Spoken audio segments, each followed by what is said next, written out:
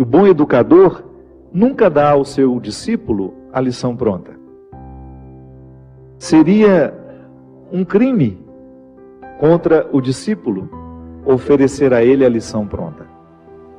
O mestre dá a certeza de sua presença, para retirar alguma dúvida, para poder ajudar a dissolver aquilo que está atrapalhando e prejudicando o aprendizado, mas em alguns momentos o discípulo terá de conviver com a sua solidão. O mestre se cala e se recusa a dar a resposta que nós tanto buscamos. Não é assim na vida? Há respostas que Deus só pode nos responder através do silêncio dele. Isso é mão de Deus também nos sustentando. Que às vezes a gente tem a ilusão, e isso é fruto de uma visão ingênua. Infelizmente, o discurso religioso ao longo da nossa vida pode nos colocar visões ingênuas de que Deus vai fazer tudo por nós, de que Deus faz isso, de que Deus faz aquilo. Tá certo? Nós temos o direito de acreditar na proteção divina.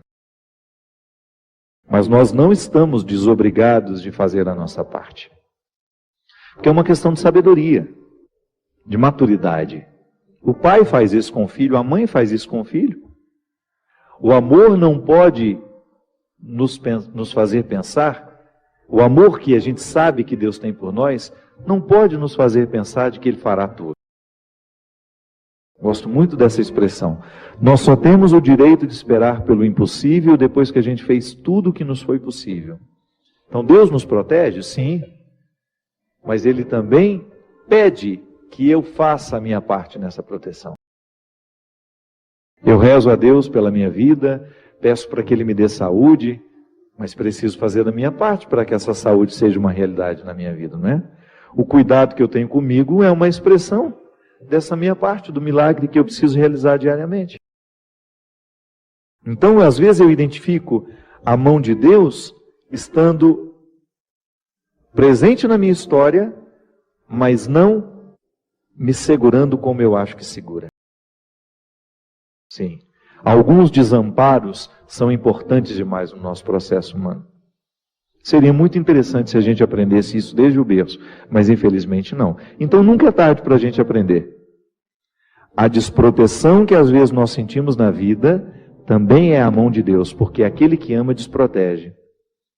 Para que você fique exposto àquilo que você precisa viver e experimentar, sozinho.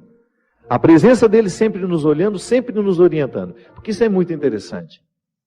Quanto mais a gente cresce, quanto mais a gente amadurece na nossa experiência com Deus, maior é a capacidade que a gente tem de ouvir e compreender a voz dele na nossa história. Então, Deus me protege assim, mesmo quando ele está distante. Sabe? Não é que ele fica distante, é que nós nos sentimos por causa das situações da vida. O contexto desfavorece perceber essa presença intensa na nossa vida. Então, aquele momento de desconsolo, meu Deus, parece que eu estou abandonado pelo Senhor. Não é não. Esse desconsolo faz parte dessa proteção dele na nossa vida. Porque quem ama sabe muito bem que o amor também precisa passar pela dura experiência da desproteção. Porque excesso de amor desprotege. Não é assim que funciona? Quando uma pessoa é excessivamente protegida, no fundo, no contrário de tudo isso, existe uma desproteção, porque aquela pessoa não consegue amadurecer. Então ela vai ser eternamente ingênua. Vai ficar eternamente acreditando que ela está dentro de um conto de fadas. E a vida não é um conto de fadas. Então acreditar na proteção de Deus não nos dá o direito de pensar que Deus fará tudo por nós, que caminhará por nós. Não. Ele vai estar sempre nos fortalecendo à frente dessas batalhas que nós precisamos enfrentar, mas nós estaremos na responsabilidade de realizar a parte que nos cabe. Foi assim com Moisés. Essa música cita Moisés, né? Foi essa mão que ajudou Moisés a dividir o mar em dois. Há nessa passagem uma riqueza muito grande que está em Êxodo. Quando Moisés está apavorado, porque ele retirou o povo do Egito e saiu na direção dessa terra protegida. Protegida não, prometida. Está vendo? Que também é um pouco protegida, né? A terra prometida seria alcançada, uma promessa que Deus fez a Moisés, desde que ele se encorajasse a retirar aquele povo da escravidão e atravessasse as dificuldades do deserto. Veja que quem já teve a oportunidade de ir a Israel sabe muito bem o que é o deserto. Você entrar naquele deserto para chegar a um lugar que não sabemos onde é, que só está no coração de um homem, como promessa, é uma dificuldade muito grande. O povo acreditou, foi atrás de Moisés, começou a viver as restrições do deserto, a fome, começou a sentir saudade das cebolas, né? Porque no Egito eles comiam cebola, no tempo da escravidão a cebola era o principal alimento, por isso que às vezes a gente usa a expressão, não fique chorando as cebolas do Egito, não é assim? Você já deve ter escutado essa expressão, quando alguém lhe aconselha, para de lamentar o passado. O que é lamentar as cebolas do Egito?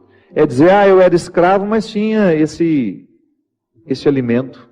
Eu tinha cebola para me alimentar. E agora eu estou livre, mas não tenho nada. Calma. Dê tempo ao deserto. Permita que o deserto lhe diga o que ele precisa dizer. Até a fome. A restrição, ela é importantíssima no processo humano. A gente identifica o tempo todo que pessoas são estragadas porque não lhes faltou nada. Terrível, quando você tem um filho que foi paparicado desde criança, não lhe faltou absolutamente nada, e de repente, no descampado da vida, de repente aquela pessoa precisa enfrentar o deserto da vida e ela não tem munição o suficiente para dar conta. Aí fazer o quê? Como é que nós enfrentamos o deserto? Ali naquele momento, quando Moisés retira o povo da escravidão e se encoraja a levar este povo pelo deserto, a caminho da terra prometida, ele também sente medo, ele também não sabe o que vai ser. Por isso ele o tempo todo, através das manifestações de Deus naquele momento da vida de Moisés, ele se comunica com Deus. São as epifanias, né? Que são essas manifestações gloriosas de Deus ali, através da realidade simples. É a sarça que arde, é a pedra que jorra água, enfim.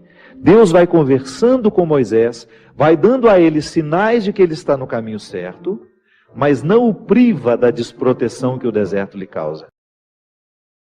Então, desprotegido naquele deserto, materialmente falando, ele pode firmar uma confiança em Deus que nenhum outro conforto havia dado. Está vendo como é interessante? Como a desproteção, a aparente desproteção, ela tem todo um cuidado reservado e de bastidores ali. Da mesma maneira como você que é pai, é mãe, e você cria uma restrição ao seu filho para que ele possa amadurecer. Não é assim? Às vezes você retira alguma coisa do seu filho para que ele sinta realmente a falta, para que depois ele tenha condições de valorizar depois. Volto a dizer, muitas pessoas dão errado na vida porque não lhes faltou nada. Aí você observa que quando falta demais também pode causar um desequilíbrio, uma falta de confiança na vida, nas pessoas. Enfim, é o equilíbrio que dá certo. Quando você começa a educar, colocando proteção e aparentes desproteções, onde aquela pessoa terá de enfrentar a situação sozinha, ainda que você esteja vendo de longe. Eu enfrentei situações na minha vida extremamente difíceis, que não bastava o outro dizer, eu estou aqui. Por quê? Porque elas eram minhas. Até ajuda.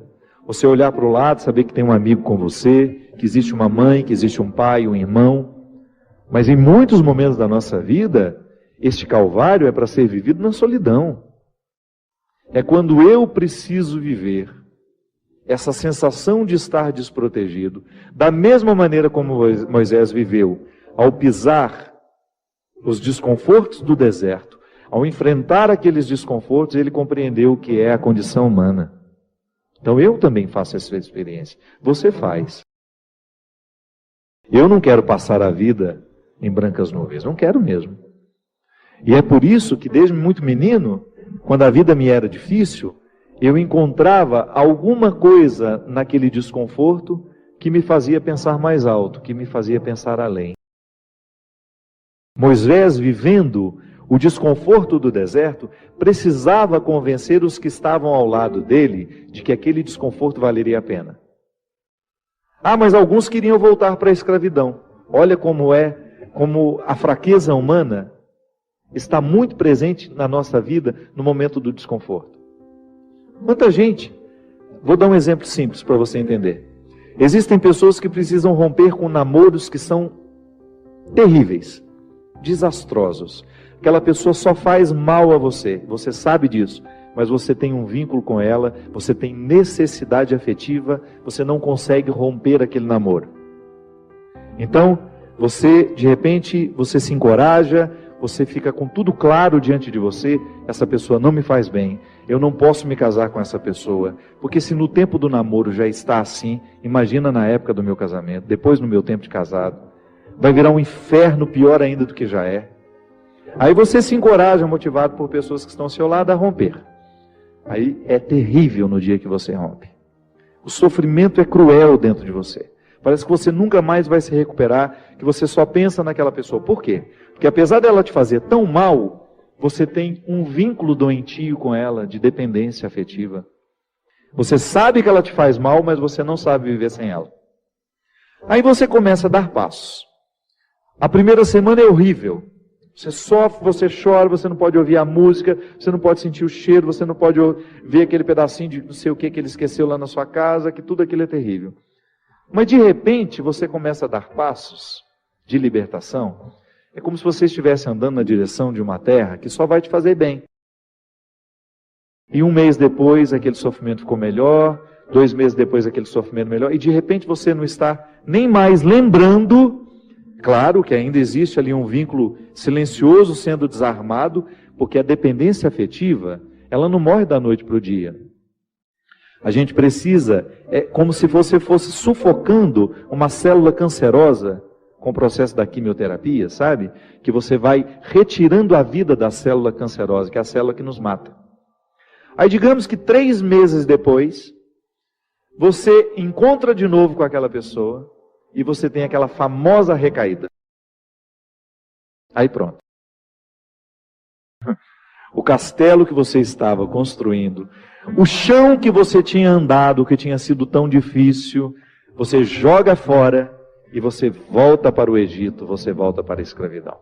Você faz o mesmo que os companheiros de Moisés queriam fazer, voltar a comer a cebola, voltar a comer o alimento podre, estragado. Aí você reata aquele relacionamento, porque ele é doentio e você não cuidou da devida distância que você deveria manter. Porque quando você tem essa dependência afetiva, você tem que estabelecer a distância, porque senão você não se cura. Você tem que parar de querer saber da vida daquela pessoa, porque senão você não se cura.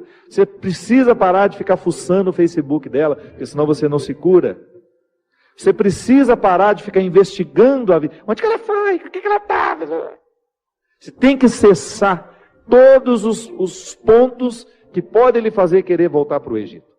Porque senão você nunca vai se libertar. Aí 3 meses depois você está bela e formosa já, matando a célula cancerígena, você vai, dá mais uns beijos na boca, volta àquela dependência horrorosa e o inferno retorna na sua vida. Na sua primeira semana é até bom que está tudo voltando. Daqui a pouco, minha filha, você está no inferno pior do que você estava 3 meses atrás. É assim. Quando a gente não sabe viver o desconforto que nos edifica, a gente se boicota o tempo todo. É como parar de beber, é como parar de fumar. Você fica sem fumar 1 ano e você comemora porque você parou de jogar aquela toxina cancerígena no seu organismo e de repente você vai lá e acende um cigarro de bobeira e aquele vício volta como se fosse um monstro capaz de te comer inteiro. Pronto. Todo aquele sacrifício que você fez dos primeiros dias sem fumar, vão para o saco. Por quê? Todo aquele sacrifício vai para o saco. Por quê? Porque você não foi capaz de viver o desconforto de renunciar. Minha gente, é impressionante como essa mão de Deus nos auxilia assim. Nos fazendo conscientes do que nós precisamos romper na nossa vida. São situações que a gente precisa estabelecer limites para elas. Porque senão a gente não vai ser curado nunca. A gente vai ficar eternamente doente na fila dos necessitados, chorando e mendigando um pãozinho de bondade do outro, um pãozinho de afeto do outro.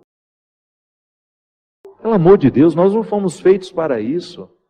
Nós não fomos feitos para ficar arrastando dependentes afetivamente dos outros. A gente foi feito para amar. E o amor só tem sentido na nossa vida se for para nos edificar, se for para nos ajudar a atravessar o desconforto do deserto. Caso contrário, ele não faz sentido. Esse pseudo-amor, esse falso amor que às vezes a gente diz sentir um pelo outro, que não nos ajuda nos desconfortos do deserto. Eu preciso viver os meus desertos, você precisa viver os seus. E os verdadeiros amigos são aqueles que reconhecem os desertos que o outro precisa passar e fala, isso mesmo. Vamos passar por esse deserto porque você precisa dele. Agora, a Poliana, ela quer aquela vida feliz, ordenada. Lembra daquela personagem? A Poliana, onde tudo era o jogo do contente, né? Para com isso. Assassine esse instinto infantil que existe dentro de você, que lhe faz ter medo dos desconfortos da vida. O desconforto da vida, quando bem vivido, ele só nos torna melhores. Tira essa máscara de coitadinha que você gruda na sua cara para os outros terem eternamente pena de você. Você só perde tempo na vida assim. Que bobagem! Deus nos segura na nossa mão é para a gente ter condições de atravessar esse deserto. Não é para ficar recaindo eternamente e voltar a comer as cebolas do Egito, porque a gente teve dó de nós, porque a gente teve dó do outro, não. A caminhada é para frente que se vai. E chega um momento, quando Moisés chega diante de Deus e fala, agora você resolve essa situação, porque eu não sei mais o que fazer. Já construíram um bezerro de ouro no meio do caminho, já arrumaram confusão, já estão adorando até outras situações, então nem lembrando que o Senhor existe. Eles só não voltam porque está longe demais. Mas retornam de outra maneira, não retornam na geografia. Sabe? Eles não voltam geograficamente porque estava longe já do Egito. Eles morreriam no meio do caminho. Mas não voltavam geograficamente, mas voltavam afetivamente. Porque às vezes a gente já ultrapassou o território da nossa escravidão físico. Eu já saí da cadeia, mas a cadeia não saiu de mim. É assim que funciona. Eu já dei os passos na direção da minha liberdade, mas eu não fiz a conquista da minha liberdade. Eu não decretei a conquista da minha liberdade. Então eu fico afetivamente preso ao meu passado. Lamentando as cebolas do Egito, lamentando o namoro que terminou, a situação que foi terminada, a amizade que foi traída. Então quando Moisés está diante do Mar Vermelho, e ele fica apavorado, porque agora eles não tinham mais para onde ir, ou atravessavam o mar, ou voltavam para o Egito, e o exército do faraó já estava chegando para capturá-los. O que ele faz? Ele tem uma reunião particular com o Senhor, né? Uma audiência particular de urgência. Liga lá para o secretário de Deus e fala, pelo amor de Deus, você pede para ele me atender hoje, que eu não posso mais ficar sem essa resposta. O exército do faraó está chegando. E aí ele acha que Deus iria dar uma resposta fácil para ele, né? Ia dar uma solução rápida. Não. O que Deus fala? Lembra, Gino? Lembra? Corre, né? Entra nessa água. Olha que frase forte. Diga ao povo que caminhe. Eu não vou fazer por vocês o que só vocês podem fazer. Eu vou dar todas as graças para que o milagre aconteça. Eu vou fortalecer a coragem de vocês, mas se não colocar o pé na água, se não desafiar este mar, ele não se abre. E foi o que o povo fez. Moisés à frente, certamente, cheio de medo também, né? Ai, meu Pai de misericórdia, o que vai acontecer agora? Quando ele começou a entrar, a colocar os pés na água, Deus faz a sua parte.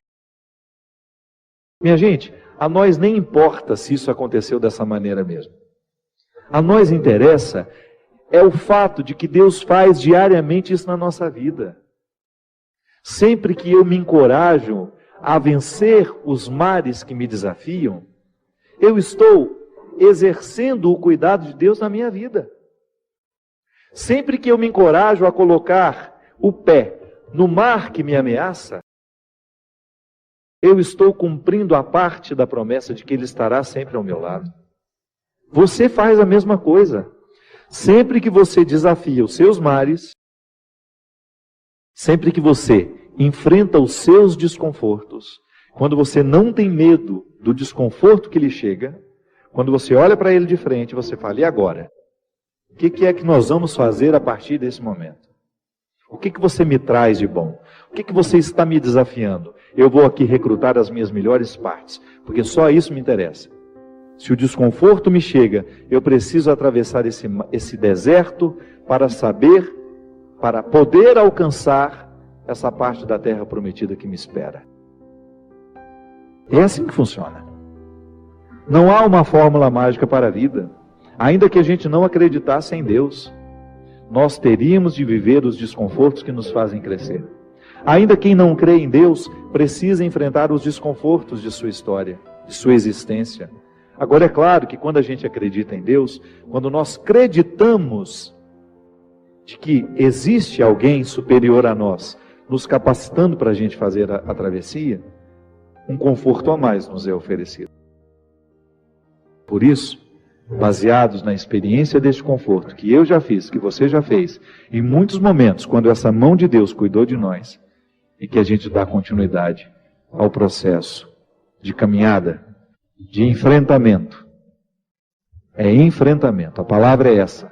Se a gente não vive os enfrentamentos diários dos nossos desertos, dos nossos conflitos, dos nossos medos, a gente nunca vai chegar ao conhecimento da terra que Ele nos preparou.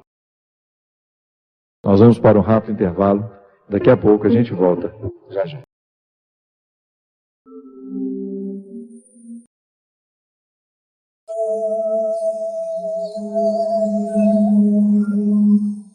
Estamos de volta com o programa Direção Espiritual. Boa noite, Christian. Tudo certíssimo por aí? Eu te cumprimentei hoje? Não. Acho que não, que nós gravamos aqui antes, eu não sei o que eu fiz. É que eu estou velho, ele está sonolento. Se você observar o Christian hoje, inclusive eu vou pedir até que você focalize ele um pouco mais, ele está mais sonolento que o normal hoje. Está quase dormindo. Ele falou que os pernilongos na casa dele já se acostumaram com aquele líquidozinho que a gente põe para queimar, para espantar. Olha só que interessante.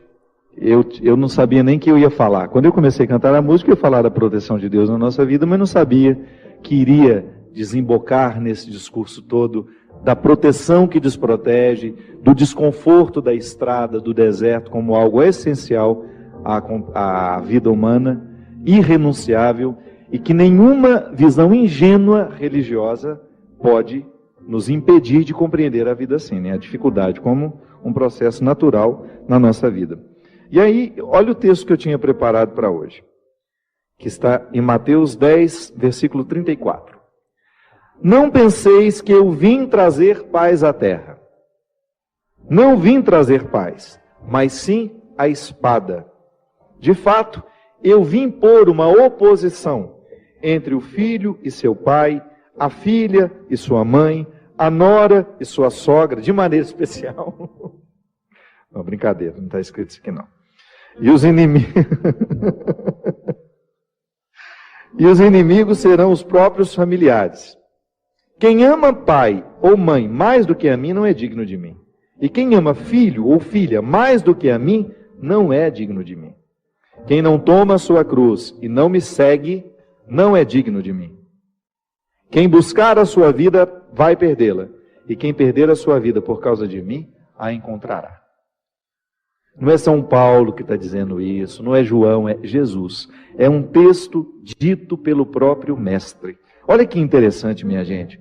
Quando você olha, quando você percebe que essa palavra dura de Jesus, é para nos ajudar a compreender a crueza da vida mesmo. Ele não veio passar manteiguinha no pão.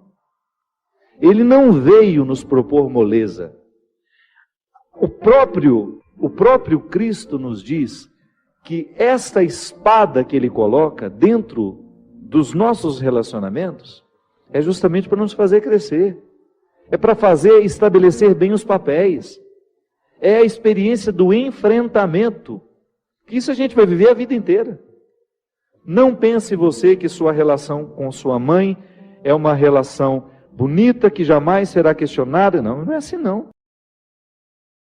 A relação mãe e filha, se você não estabelece esse enfrentamento no momento certo, a paz não chega. Porque fica aquele conflito velado. Não é assim?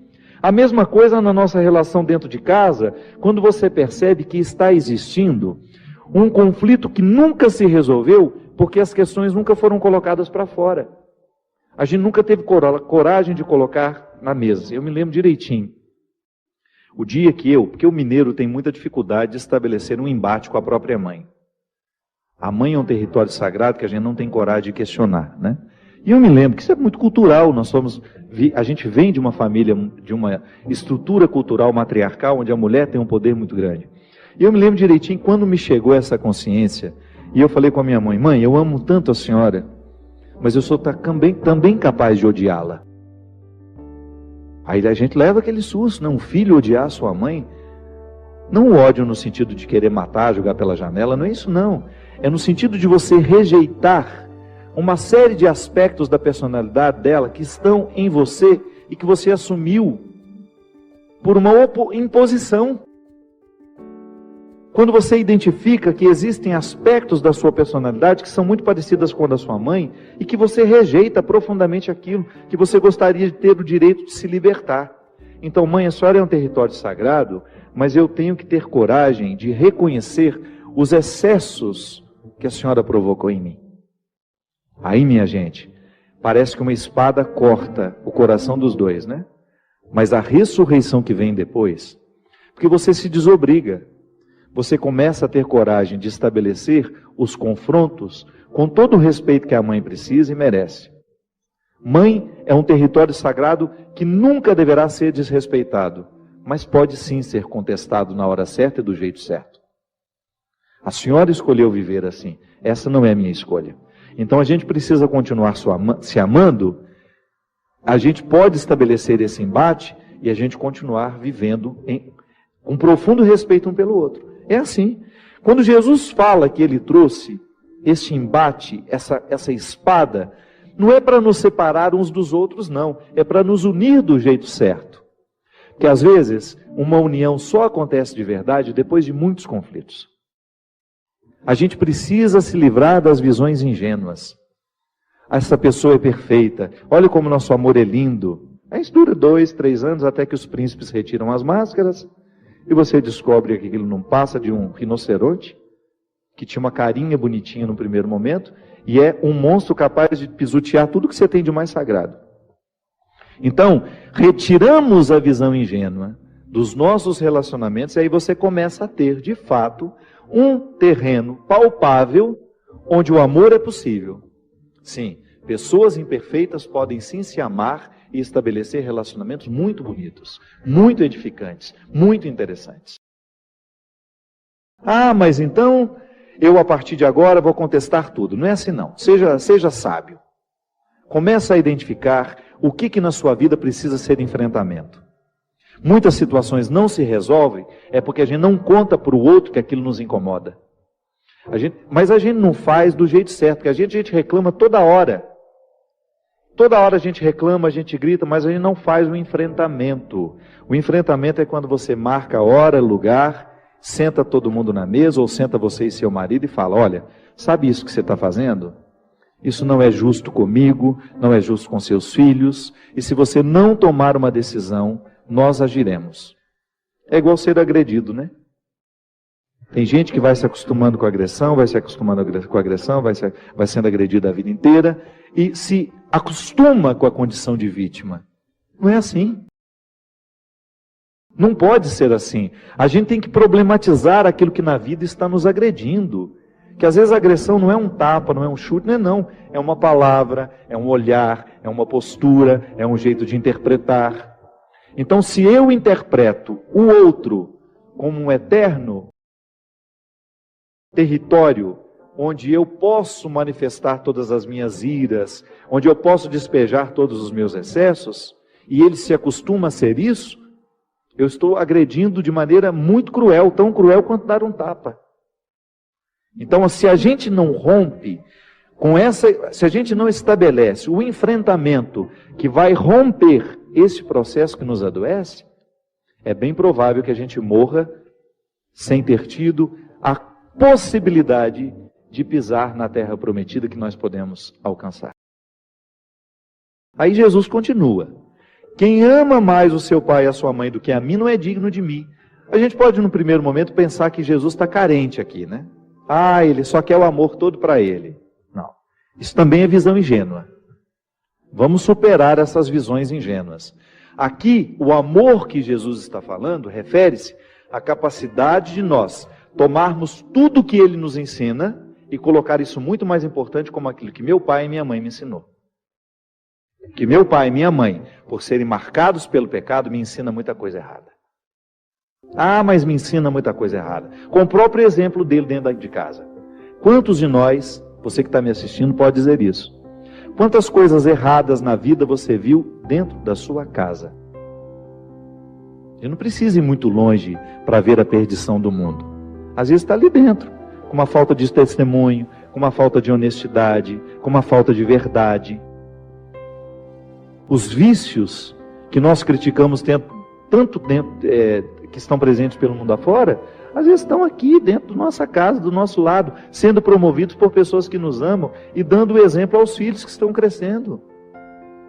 Os nossos lares precisam de conversão, sim, minha gente. Então, quando Jesus fala, quem ama mais o seu pai e sua mãe do que a mim, não é digno do meu reino. Por quê? Porque não pode chegar ao reino aquele que não está convencido, tocado, modificado pela mente de Cristo. É cristianismo. É a mente de Cristo na minha. É o pensar de Cristo no meu.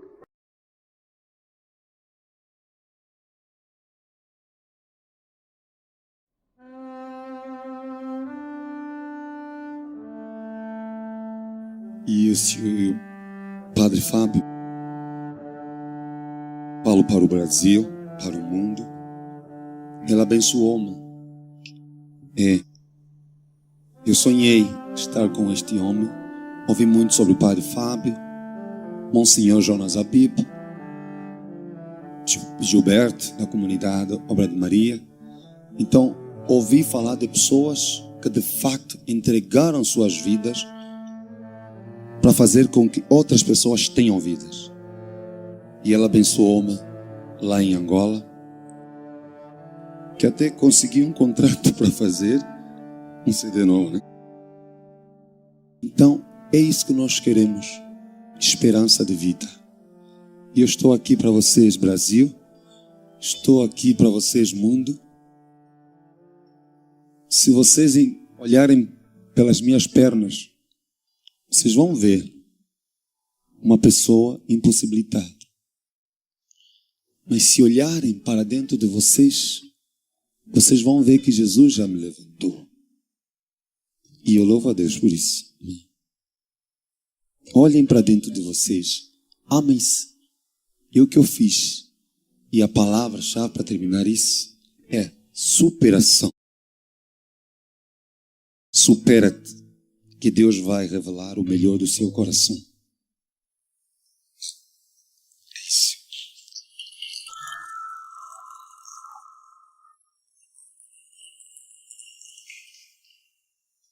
Eu posso ir muito além de onde estou. Vou nas asas do Senhor, o teu amor é o que me conduz. Posso voar e subir sem me cansar, ir pra frente sem me fatigar. Vou com asas, como águia,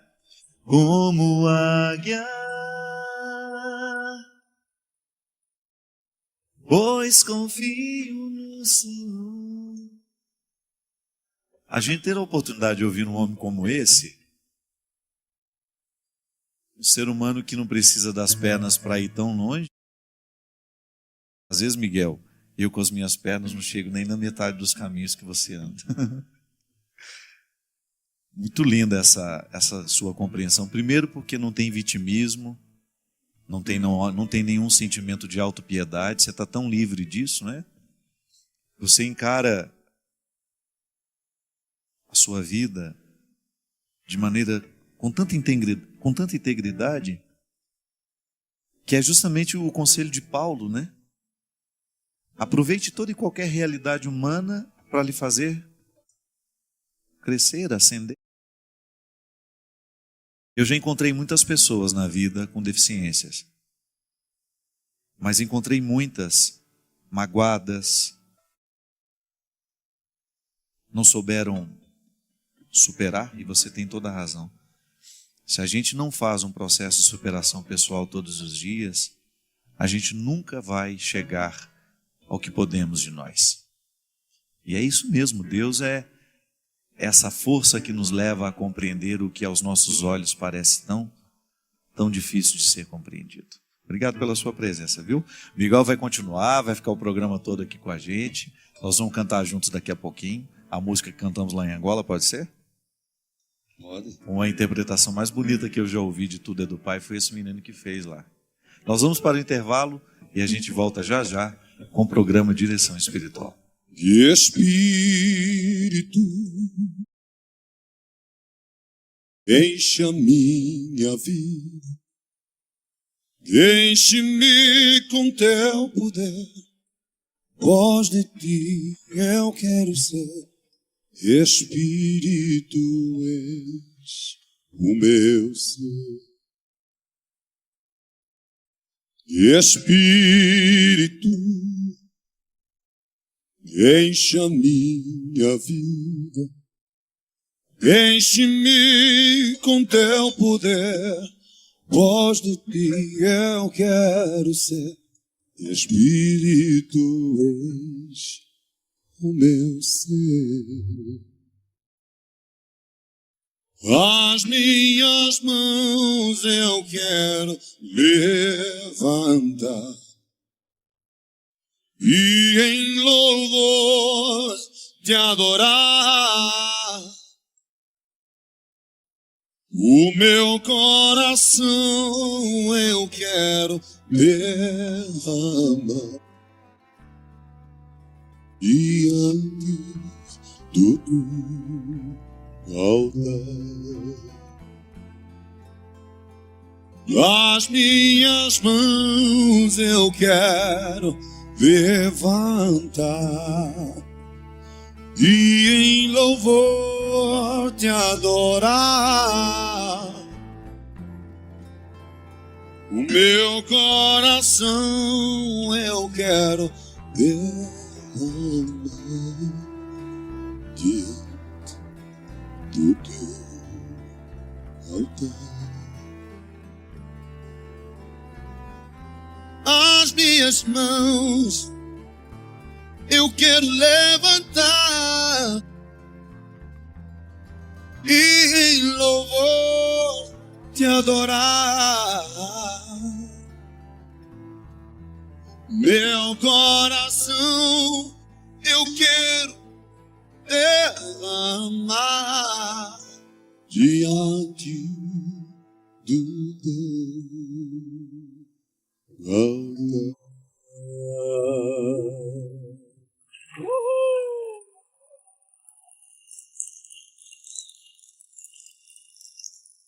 Estamos de volta com o programa Direção Espiritual, hoje gravado aqui em Jerusalém. Mas nós estamos chique, hein, gente? Gravar o programa em Jerusalém. Mais chique tá você. Parece que você vai ser um madrinho de um casamento? Pode falar com o Brasil ou não? Tá tímida, minha querida amiga Cândida, que eu tive a oportunidade de conhecer aqui. Cândida tem um trabalho lindo no Brasil. Fala para nós um pouquinho, Cândida. Você me disse que trabalha com restauração de pessoas, não é isso? Na agapoterapia com Reinalda Reis. Renovação carismática. Uma oportunidade também de fazer as pessoas reencontrarem o caminho da vida, porque às vezes acontece isso, né?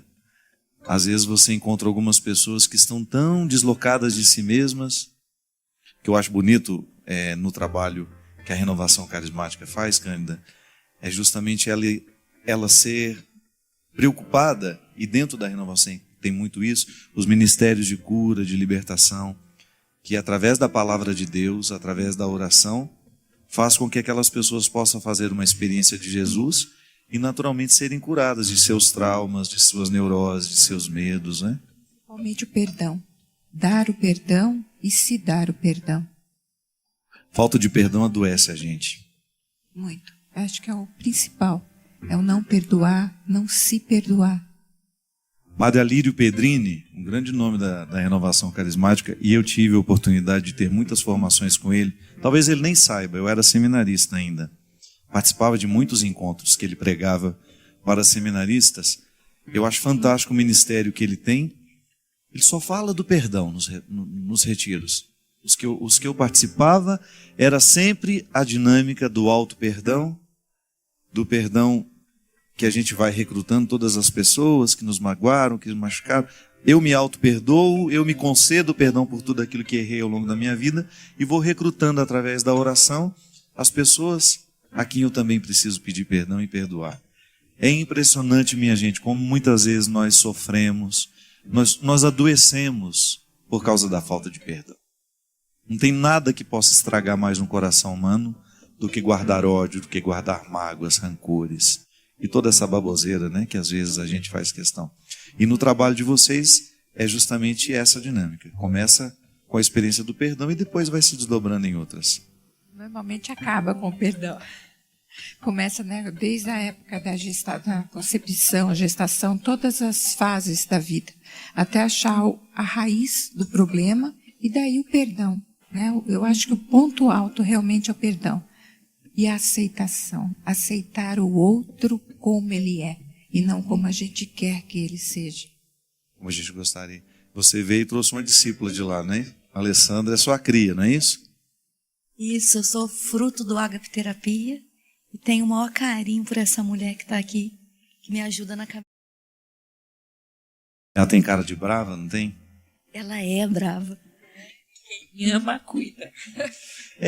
Mas eu achei tão bonito isso no dia que eu conheci as duas. Eu falei, ela tem cara de professor de matemática, não tem? Mas depois eu fui convivendo com ela, eu vi que é uma pessoa maravilhosa que tem uma capacidade imensa de ser intensa e ao mesmo tempo uma pessoa normal, né? Não é aquela pessoa esquisita. E eu identifiquei que ela tem uma bravura mesmo. Como Deus precisa da personalidade brava. Essa mulher aqui, se não fosse cristã, ela seria uma tirana. Mas como está cristianizada, está sob o domínio do Espírito, ela põe essa braveza a serviço do Evangelho. Isso é fantástico. A gente precisa de gente brava para nos ajudar a desbravar aquilo que dentro de nós é preguiçoso, né? Quantas vezes a gente deixa de alcançar bons resultados em nós por causa da nossa preguiça existencial? Às vezes nós somos tão condescendentes com a gente, né? Deixa, amanhã eu faço, amanhã eu começo. Essa bravura é determinante. Não vou deixar para amanhã, o perdão é hoje. Vou dormir mais uma noite magoado? Deus me livre de mágoa. Só estraga a gente. Para nós, eu sempre digo isso. Às vezes as pessoas ficam pensando que a nossa prática cristã é para agradar a Deus. Minha gente, o primeiro beneficiado disso somos nós. Quando eu me converto ao Evangelho, eu sou o primeiro beneficiado, porque o Evangelho só me faz bem. Eu nunca encontrei uma pessoa que fez uma verdadeira experiência do Evangelho que tenha sido prejudicado por ele. A não ser que seja um Evangelho desvirtuado. Mas se a gente pega a palavra de Jesus e a aplica na nossa vida, não tem como dar errado. Te habita, que saudade de você e do seu povo. Vai me receber em Angola de novo esse ano? Não. Certeza, padre. Nós até, a nossa intenção, o padre Rivaldo veio com este propósito, de marcar já o seu regresso a Angola. Em agosto. Segunda quinzena de agosto. Nós já reservamos essa época, só vamos ver qual é a data que é melhor para vocês, que eu fiquei sabendo que vocês vão ter um congresso eucarístico. Então logo termine o congresso eucarístico, dá um tempo de tomar um banho, eu já chego. Coisa boa.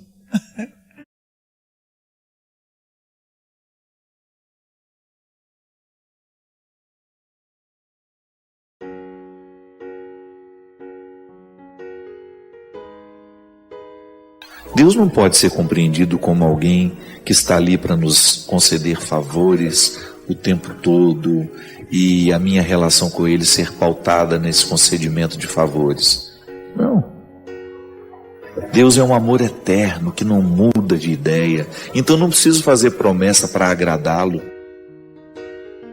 É muito mesquinho pensar que Deus vai fazer aquele milagre só porque eu fiz uma promessa, sabe? A nossa espiritualidade precisa amadurecer e pensar que o amor de Deus está sempre à nossa disposição. Ele não muda de ideia. Ele quer sim que você consiga o emprego. Ele quer sim que você tenha saúde. Deus não muda de ideia em relação àquilo que é bom para nós. Mas nem sempre nós conseguimos saber o que é bom para nós.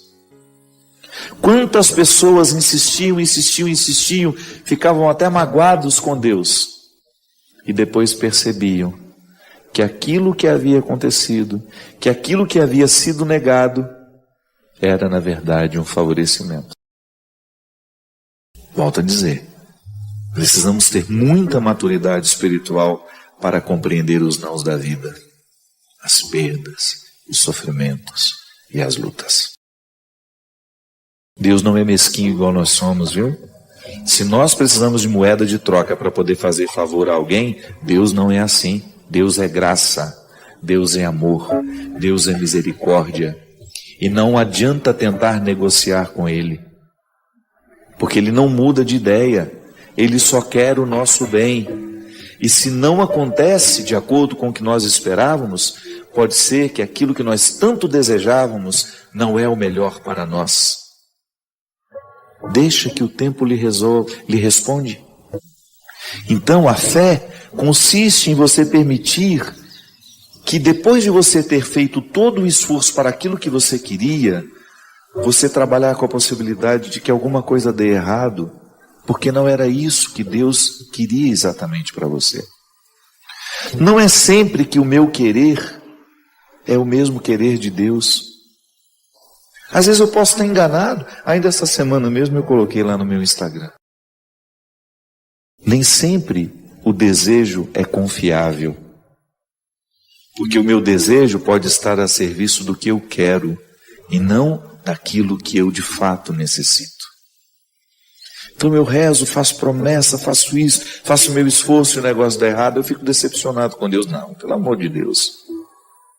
Por amor a Ele, a nossa espiritualidade precisa ser madura. Fazemos o nosso esforço, nós rezamos, nos empenhamos, mas Deus não aceita moeda de troca. É disso que nós estamos falando. A nossa espiritualidade precisa nos levar ao debir. Precisa nos fazer chegar a esse lugar reservado, onde só cabe você e Deus. É lá neste lugar que você aprende a teologia da graça. Não academicamente como eu pude aprender. Não estou falando de estudo acadêmico. Porque chegar a essa antessala é o quarto dos fundos, né? Isso em hebraico chama-se debir. O debir, para a cultura hebraica, era o quarto dos fundos da casa. Um quarto sem luz. O quarto mais difícil de se chegar. E depois essa palavra foi colocada no contexto do templo. O templo de Herodes, quando ele foi construído, o Debir era o Santo dos Santos, o lugar onde os sacerdotes só entravam uma vez por ano. Interessante isso. O lugar onde o sacerdote entrava apenas uma vez por ano era separado da sala do templo. Eram 3 salas, separado por uma cortina, e ali havia a prevalência de um mistério. E é por isso que nesses últimos anos da minha vida, eu tenho encarado, inclusive, às vezes vira até piada para os meus, para aqueles que estão do meu lado, e quando eu vou e o negócio deu errado, eu, antes de ficar nervoso, eu falo, foi um livramento. Não era para ser. Porque antes eu me irritava de um jeito que vocês não imaginam. Então hoje, às vezes, até as pessoas que são próximas a mim fazem piada um pouco disso, né? Mas é verdade, eu acredito mesmo nisso. Se eu fiz um esforço para chegar lá, para acontecer, não aconteceu, então não era para ser. Deus não queria que fosse assim. A mim é um conforto espiritual. Me livra da ira, me livra de muitas vezes querer ter o controle de tudo, sabe? E aí eu me sinto cuidado por Deus. Não era para ir nessa hora, porque Deus preparou uma hora melhor para mim. Vai ser melhor ir amanhã. Às vezes eu estou naquela ânsia de ir embora para casa e não deu certo, não deu certo. A minha equipe tentou de tudo, não deu certo. Eu falo, então tá bom. É livramento, não era para ir. Mas o conhecimento dessa graça, o conhecimento dessa reserva, só é possível àqueles que ousam misticamente aprofundarem a sua fé. Porque senão nós vamos ficar dentro de um contexto raso de espiritualidade, sabe, de favores e deveres, de direitos e deveres. Um Deus que nos presta favor, um Deus a quem a gente faz umas gracinhas com o nosso comportamento, a quem a gente paga algumas promessas, a quem a gente faz algumas orações decoradas. Não estou falando dessa religiosidade rasa. Eu estou falando de um mergulho humano, numa compreensão mística, de um Deus que está em nós, que nos orienta, que mexe no nosso jeito de ser, e que vai nos ajudando a conhecer essa antessala, onde Ele está nos sustentando. A fé é isso, minha gente. A fé na graça é isso. Deus fez por mim antes de eu chegar. E aí eu vou numa confiança de que eu ter feito a minha parte, claro, eu faço a minha parte, a graça de Deus não dispensa a minha atitude, mas eu vou confiante que Deus está comigo.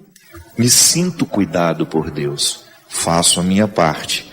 Mas quando eu percebo que já não preciso fazer, que já não depende mais dos meus esforços, é a hora de aguardar, de esperar, de sentir o carinho de Deus amparando você.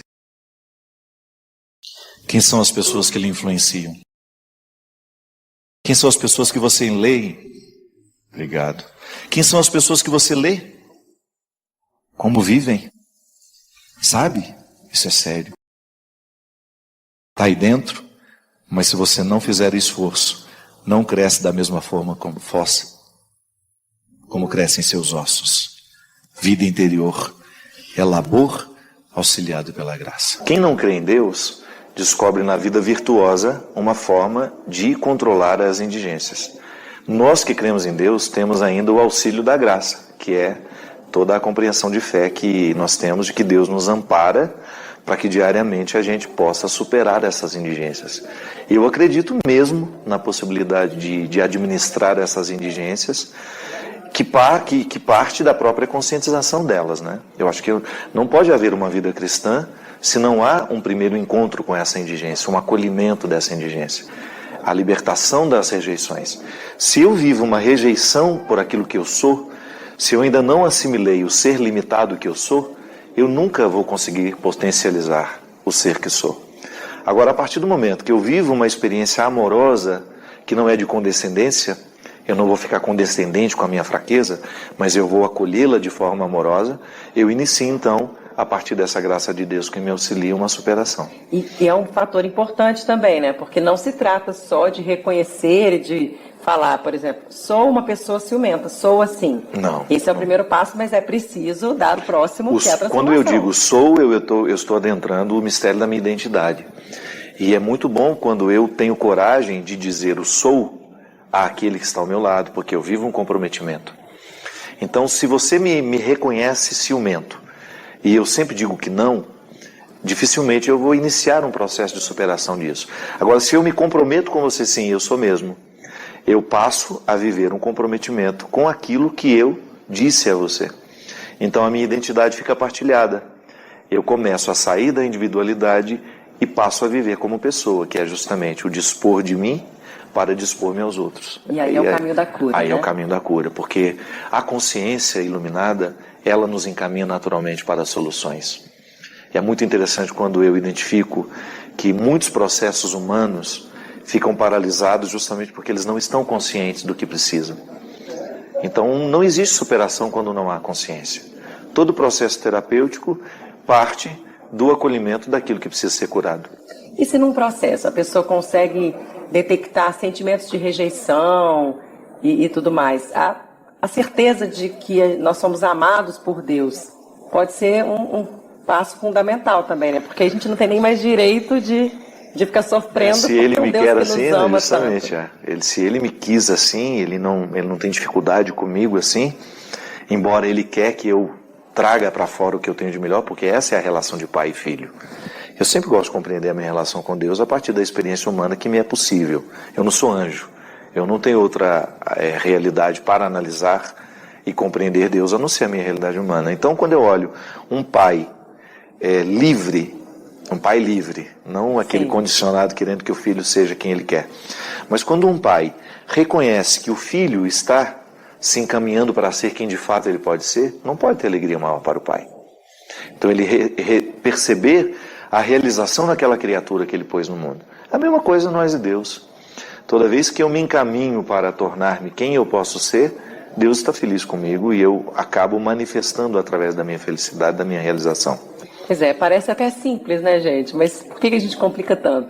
A teoria é simples, viu? Mas às vezes, você sabe que até mesmo nós não temos nem o esclarecimento da teoria, a gente estuda pouco.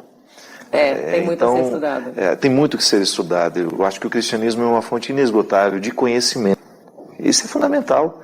Eu ter um conhecimento para que esse conhecimento me ajude a viver. E voltando ao tema da sua fala, livres da rejeição principalmente interna, né? É aquela que eu me ofereço, que pode ter sido reforçada pela mãe, pelo pai, pela professora, por aqueles que de alguma maneira tiveram uma autoridade afetiva sobre mim. Então, quando eu me torno conhecimento, me torno consciente, porque eu não posso exigir que uma criança seja consciente disso. Sim. Mas quando eu vou assumindo a maturidade e a capacidade de identificar em mim onde é que eu me rejeito e qual é a raiz dessa rejeição, eu tenho um processo terapêutico naturalmente encaminhado. Legal. Agora, só para a gente finalizar aqui, né, a questão do ciúme, eu achei muito interessante uma fala sua, que o ciúme coloca o ciumento numa posição desfavorável, mas diante de si mesmo. Diante dele não mesmo. Diante do outro, né? É muito desconfortável sentir ciúme, né? Eu posso até fazer mal ao outro com o meu ciúme, mas o principal prejudicado sou eu mesmo. Porque eu perco a paz, eu não durmo, eu fico olhando o tempo todo, eu fico investigando. Então isso é muito desconfortável viver assim. É verdade. Tenho sede da tua graça, cada dia mais.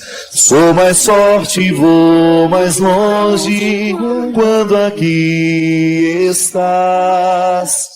Com palavras de amor, te adoro, Senhor. Hoje livre estou. Obrigado pela sua companhia. Derrame sobre nós a bênção do Deus Todo-Poderoso, Ele que é Pai, Filho e Espírito Santo.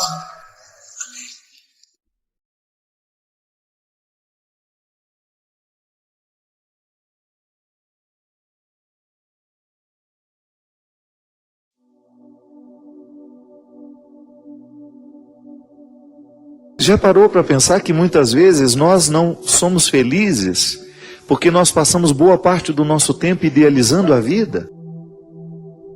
Idealizando as situações, as realidades, ou até mesmo cometendo esse crime cruel de ficar preparando sempre para o futuro uma alegria que deveria ser vivida hoje. É aquela mentira, né, que a gente escuta. A vida começa aos 40, isso é mentira. A vida começa toda hora. Como se aos 40 nós tivéssemos condições de interpretar o que passou como algo que não valeu a pena, com a possibilidade de projetar um futuro como se agora a vida estivesse valendo. Não, a vida vale toda hora.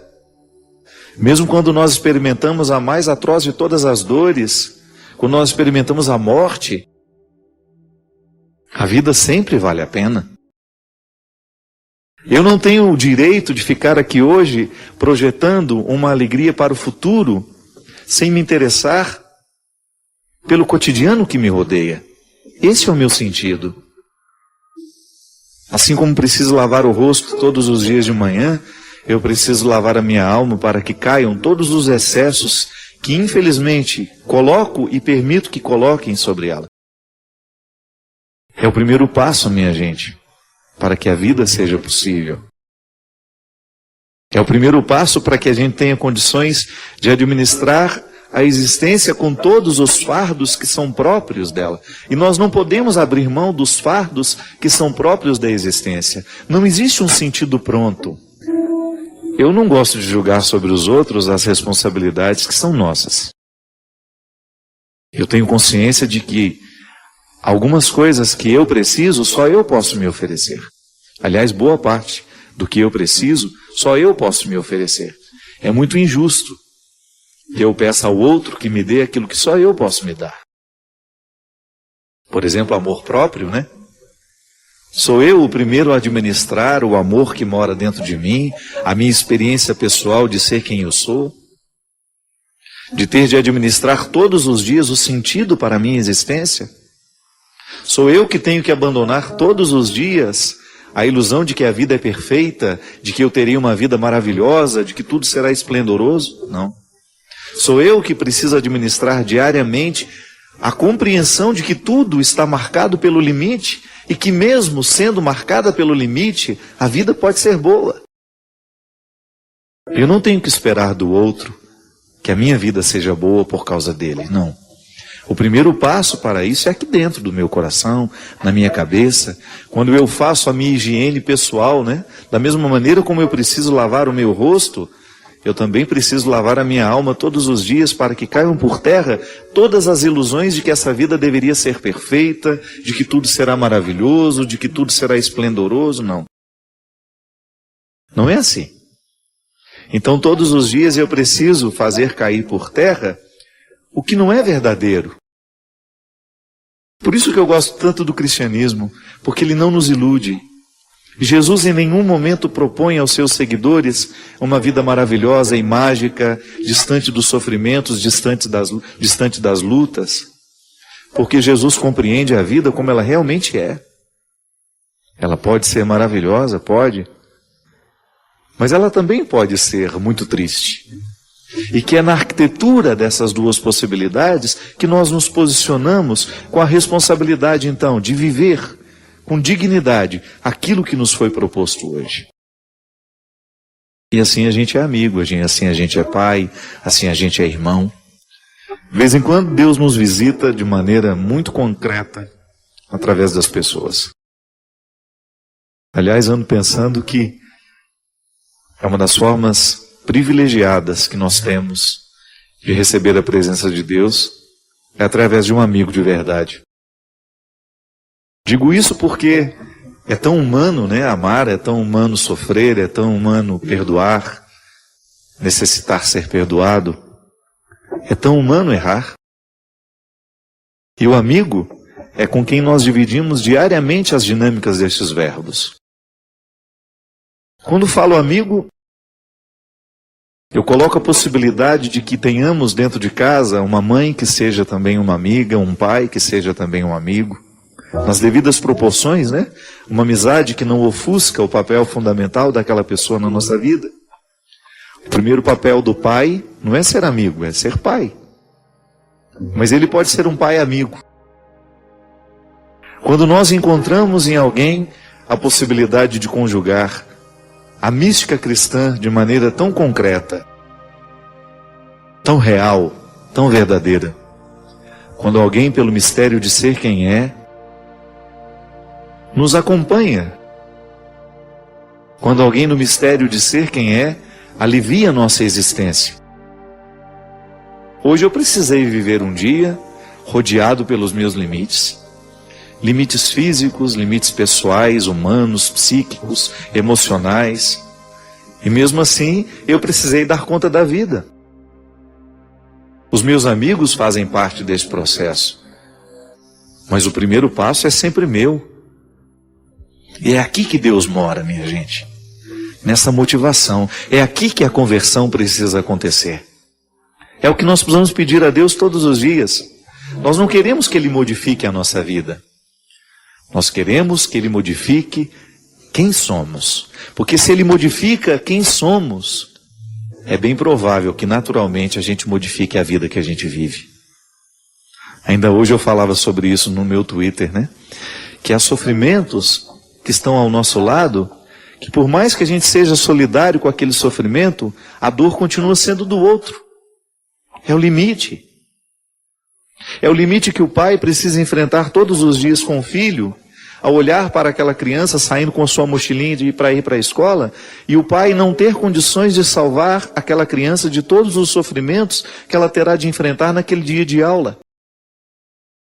É assim que a gente ama muitas vezes, querendo colocar uma redoma de proteção para que o outro não sofra aquilo que nós precisamos sofrer para ser quem a gente é, mas aí nós cometemos uma injustiça.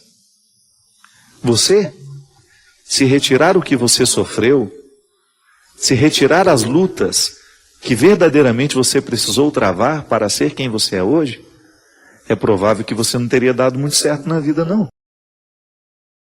Então, no gesto de querer amar e proteger, nós queremos privar o outro de viver aquilo que realmente o fará crescer.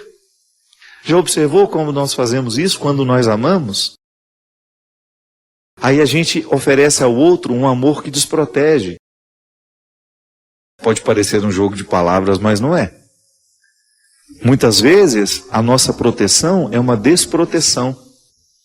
Porque ao rodear o outro de todas as atenções e carinhos para que ele não sofra, nós estamos privando-o justamente do elemento mais humano, daquilo que nós podemos, que é inegável na nossa condição, que é justamente o fato de sermos limitados. Tudo que você é passa pela sua cabeça. É por isso que eu digo sempre, né? Que a conversão é aqui. É no jeito como nós pensamos, é no jeito como nós olhamos para o pai, é no jeito como nós olhamos para o filho, é no jeito como nós olhamos para quem amamos. Por isso que o cristianismo é tão concreto, porque ele modifica o nosso jeito de amar. Tá bom, eu quero amar, mas eu não quero colocar o outro numa redoma para receber o meu amor. Eu quero amar ao lado. Eu quero amar, mas sem privá-lo do sofrimento que ele terá de enfrentar quando a vida for dura para ele. E eu quero ser maduro o suficiente para entender que a vida é assim mesmo. Que eu não tenho o direito de criar dentro de mim um espírito de vítima que vai me justificar como um eterno fracassado. Porque às vezes acontece isso, minha gente. A vida, ao ser dura para cada um de nós, parece que nos dá o direito de um atestado de vítima que nós vamos sempre apresentar para justificar a nossa falta de coragem, a nossa falta de mobilidade, a nossa falta de esperança. Não é para ser assim. Ninguém nos prometeu que seria fácil. Em nenhum momento Jesus prometeu aos seus discípulos que seria fácil. Veja a linguagem que ele usou. Faça uma visita aos evangelhos e você vai ver que em nenhum momento Jesus deixou de falar de luta, de espada, de processos dolorosos, de cruz. Mas nós não temos o direito de desvincular a vitória do processo de luta. Nós não temos o direito de dizer, pague o dízimo nessa igreja e a partir de agora você será um homem ou uma mulher abençoada. Não é assim que Deus age. Ou até mesmo identificar que muitas vezes o insucesso é identificado como falta da presença de Deus na nossa vida. Não. Muitas vezes o insucesso é um processo natural das escolhas que nós fazemos e Deus estará lá do nosso lado, sim, no momento do insucesso. Eu não estou diabolizado no momento do meu insucesso. Às vezes, sabe, eu fico vendo na televisão, com muito respeito, todos os discursos religiosos, mas eu fico pensando que eu não me identifico mesmo com algumas perspectivas, algumas maneiras de interpretar o cristianismo. Quando você identifica que Deus está te abençoando somente porque você está ficando rico, somente porque você está se livrando dos problemas, você identifica que Deus está sendo uma bênção na sua vida porque Ele te faz vencedor o tempo todo. Tudo bem. Não é nenhum problema você pensar a vitória como uma vocação que Deus nos dá. Eu não posso identificar a pobreza do outro como uma manifestação da não predileção de Deus por ele. Não. Deus está em todos esses lugares, Deus está com os fracassados, Deus está com os pobres, Deus está na miséria. Ali onde existe o miserável, Deus está presente. E se por acaso nós, com a nossa atitude, conseguirmos quebrar o poder daquela miséria por força do nosso empenho, que está sempre agraciado, eu gosto de dizer isso, toda a ação humana que é de promoção do bem, que é de vitória, de transformação, já está naturalmente abençoada. É a graça de Deus agindo em nós. Eu não posso ser bom sem a graça de Deus agindo em mim. Até para eu me arrepender dos meus pecados, eu preciso da ação da graça em mim. E ali identificar que este processo, ele é humano, ele é natural. E eu não posso me opor àquilo que é humano em mim. Porque é no acolhimento dessa humanidade que Deus vai agir. É assim que Ele visita a nossa vida através de amigos, que nos dão a palavra certa, que nos encorajam, que nos recordam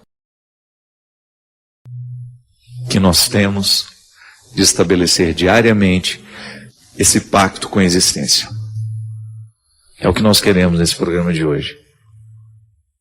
Que a partir do que aqui refletirmos, nós tenhamos condições de dar um passo na direção dessa realidade, que nos aproxima cada vez mais de Deus, quando bem vivida, quando bem experimentada. Eu desejo que você, nas suas lutas, você tenha sempre o direito e a possibilidade de retirar os seus excessos, para você ter diante dos seus olhos a sua verdade fundamental. Sem exageros, só você. E a partir disso, você reencontrar o caminho da vida. Obrigado pelo seu carinho, pela sua atenção. E que Deus abençoe muito você. Que Deus derrame sobre o seu coração, sobre a sua casa, sobre a sua vida, a disposição que caracterizou o coração de Nossa Senhora. Para que, exemplo dela, a gente também possa ser um cristão de verdade.